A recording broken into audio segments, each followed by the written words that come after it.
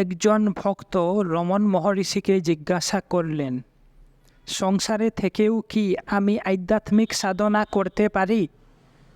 মহর্ষি: হ্যাঁ, নিশ্চয়, তাই করাই উচিত। ভক্ত: সংসার কি একটা বাধা নয়? সব শাস্ত্র কি সন্ন্যাস উপদেশ করে না?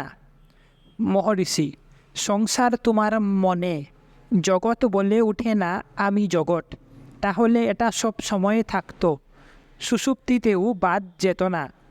যেহেতু এটা সুষুপ্তিতে থাকে না, সুতরাং এটা অস্থায়ী।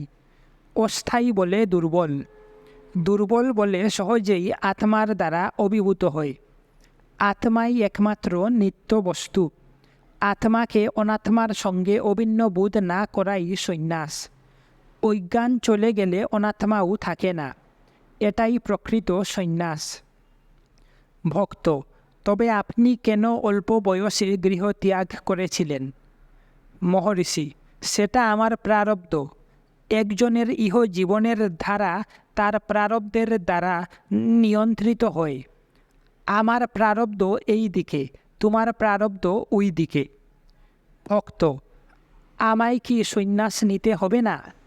মহর্ষি: যদি তোমার সেরূপ প্রারব্ধ হতো তবে এ প্রশ্ন উঠত না।